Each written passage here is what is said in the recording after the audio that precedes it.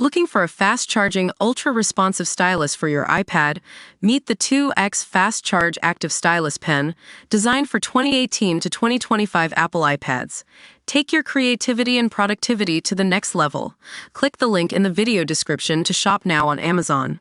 Welcome to Champions League Spotlight, where we bring you the latest news and updates from the world of European football.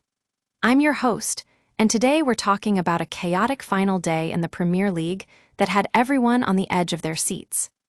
So, what happened? Well, Liverpool has done the impossible. They've won the Premier League title, but it's not just any ordinary victory. It's the culmination of an incredible season that saw them draw 1-1 with Crystal Palace on their final day out, while Manchester City and Chelsea secured Champions League spots with thrilling wins. Let's take a closer look at how Manchester City did it. The champions-in-waiting trailed Fulham by just 1 point going into the final game, but they needed to win to secure third place and a spot in next season's Champions League. And what a way to do it, 2-0 victory over Fulham, thanks in part to a penalty from Erling Haaland. But Manchester City weren't the only ones celebrating. Chelsea also made headlines with a 1-0 win over Nottingham Forest, who missed out on European football after losing to Chelsea. And Newcastle United finished fifth despite losing 1-0 at home to Everton, a tough task for the Magpies.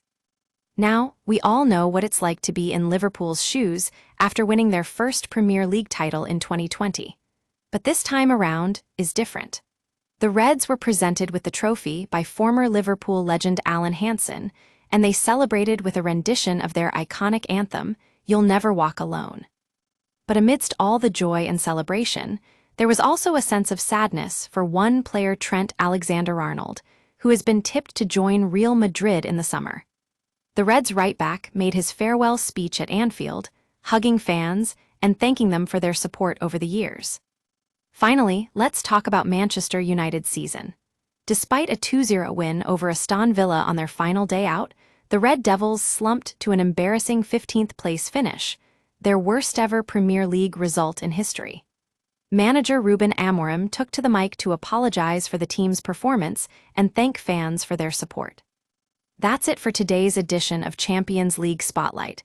We'll be back with more news, updates, and analysis from around the world of European football. Thanks for watching.